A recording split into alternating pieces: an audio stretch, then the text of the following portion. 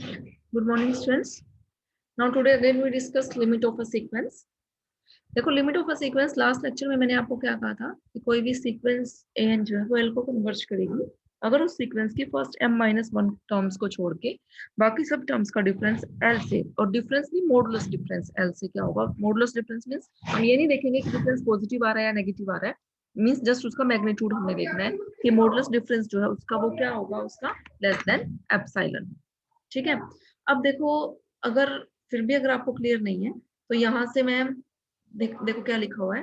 According to definition sequence N is convergent to L if for each epsilon greater than 0 the difference between each term of the sequence and L is less than epsilon after leaving m minus 1 terms of the sequence.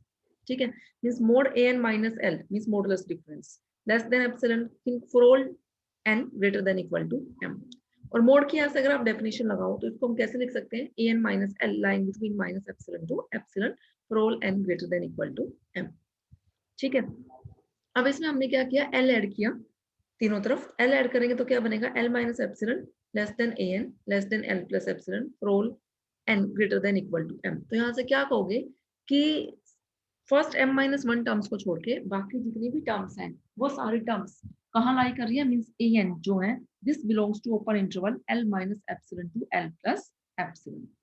सारी terms जो है इस small interval में, कितना small interval हो गया क्योंकि epsilon जो है हमारा वेरी वेरी स्मॉल नंबर है। ठीक है, इस इंटरवल में लाई कर रही है। This shows the first m terms of the sequence lie outside the interval. इसका मतलब m माइनस वन टर्म्स को छोड़ के ना वो टर्म्स तो इस इंटरवल से बाहर लाई कर रही है और बाकी सारी टर्म्स जो है वो इस इंटरवल के अंदर लाई कर रही है। Thus, except first few finite terms, all other terms of the sequence are close to and very very close है वो सारी terms जो है first m terms को छोड़ के, m minus one terms को छोड़ के। In this case, we say sequence is convergent to L. As this interval is an arbitrary neighborhood of L, ये कोई भी एक neighborhood ही तो है L की। Therefore, if a sequence AN converges to L, अगर sequence AN L को converge कर रही है, then all terms except first few terms of the sequence lie in every neighborhood of L. The number m minus 1 of the terms left out from the interval depending upon the size of epsilon. भी हम epsilon कितना choose कर रहे हैं उस पर depend करती हुई कुछ टर्म्स जो है, कुछ फाइनाइट नंबर ऑफ टर्म्स जो है उस इस इंटरवल से l minus epsilon s plus interval से बाहर होंगी, बाकी सारी टर्म्स जो है इस इंटरवल में लाई करेंगी आप। जैसे एक एग्जांपल लिया हमने, एक सीक्वेंस कंसीडर की ए है और सीक्वेंस क्या है, 1/n सीक्वेंस है। तो अगर हम इस सीक्वेंस को लिखें तो क्या बनेगी, ये 1 1/2 1/3 1/4 अप टू सो ऑन। अब आपने एप्सिलॉन चूज करना है। एप्सिलॉन मैंने अभी कहा आप 0.1 0.2 0.001 कुछ भी चूज किया जा सकता है। यहाँ इसने जो एप्सिलॉन चूज किया वो क्या चूज किया, 1/50 एप्सिलॉन चूज किया। ठीक है, अब 1/50 जो एप्सिलॉन चूज किया तो अब वो क्या कह रहा है, then first 50 terms of the sequence lie outside the interval. अब हमें क्या लेना है, हमें ये देखना है कि जितनी भी सारी टर्म्स हैं सीक्वेंस की वो l minus epsilon l plus epsilon interval के अंदर लाई करनी चाहिए। अब मैं क्या कह रही हूँ कि जो ये हमारी सीक्वेंस है, तो मान लो मैं कह रही हूँ ये सीक्वेंस मेरी जीरो को कन्वर्ज कर रही है। अब जीरो को कन्वर्ज कर कैसे रही है कि 0 माइनस एप्सिलॉन 0 प्लस एप्सिलॉन जो आपका इंटरवल बनेगा कि सारी टर्म्स, कुछ टर्म्स को छोड़ के सारे इंटरवल्स, अगर सारे टर्म्स अगर उस इंटरवल से बिलोंग कर जाए तो हम कहेंगे कि जीरो जो है इसका लिमिट पॉइंट है, लिमिट है इसकी, इस सीक्वेंस की लिमिट है। तो if epsilon is 1/50 then first 50 terms of the sequence lie outside the interval. Interval क्या means minus 1/50 to 1/50 and all other terms lie in this interval. अगर मैं ये इंटरवल लिया मैंने minus 1/50 to 1/50 तो फर्स्ट 50 टर्म्स को छोड़ के बाकी सब टर्म्स इसके अंदर लाई कर रही है।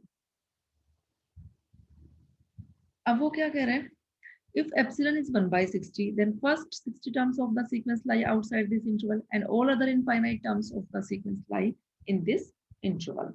आप एक रियल लाइन बनाओ।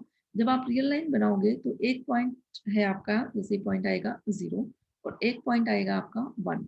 बाकी आप ध्यान से देखो जो इस सीक्वेंस की टर्म्स हैं वो सारी 0 और 1 के बीच में है, क्योंकि 1 से स्टार्ट है और डिक्रीज होनी शुरू हुई।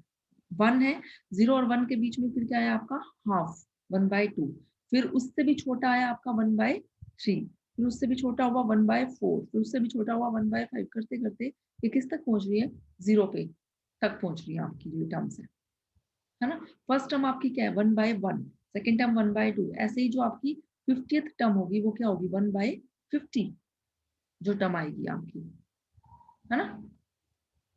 और 1/50 तभी तो उसने कहा कि 1/50 फर्स्ट 50 टर्म्स को छोड़ के, क्योंकि ये ओपन इंटरवल है, ओपन इंटरवल है तो 1/50 जो है वो इससे बिलोंग नहीं करेगा, उससे जो छोटी टर्म्स है वो इससे बिलोंग करेंगी 1/50 से। ठीक, ऐसे अगर हम एप्सिलॉन को 1/60 ले लेते हैं तो ये 60 टर्म्स को छोड़ के बाकी सारी टर्म्स जो है वो इस इंटरवल से बिलोंग करेंगी। अगर हम 1/100 ले लेते हैं तो 100 टर्म्स को छोड़ के, क्योंकि 1/100 तक की 1, 1/2, 1/3, 1/4 बिलोंग करेंगे। देखो जैसे इसने शो किया हुआ है, ये आपकी रियल लाइन शो की हुई है, ये 0 और ये पॉइंट आपका 1, 1, 0 और 1 के बीच में हाफ, वैसे हाफ एग्जैक्टली आना तो यहाँ चाहिए था, वो जस्ट शो करने के लिए इसने यहाँ दिखा रखा है हाफ, 1/3, 1/4, 1/5, 1/6, 1/7 करते करते आप हमें कहाँ तक जाना है 0 तक पहुंचना है। अब हमने एप्सिलॉन क्या ले लिया 1/100, तो हमारा जो इंटरवल बनेगा वो -1/100 से 1/100 तक बचा बना ना। अब ये जो टर्म्स थी 1 से लेके 1/100 तक, ये टर्म्स तो इस इंटरवल से बाहर है, क्योंकि इंटरवल जो है ओपन इंटरवल है तो 1/100 इस इंटरवल में इंक्लूड नहीं हो रहा है। और बाकी अब जितनी भी टर्म्स आएंगी 1/100, 1/100 तो वो सारी 1/103 अप टू 4 जितनी भी टर्म्स आएगी वो सारी इस इंटरवल के अंदर आएगी, है ना। तो इसका मतलब कुछ फाइनाइट नंबर ऑफ टर्म्स इस इंटरवल के बाहर है, बाकी सारी इससे बिलोंग कर रही है, इसका मतलब इस सीक्वेंस जो है वो 0 को कन्वर्ज कर रही है। क्लियर है, बाकी हम नेक्स्ट लेक्चर में करेंगे।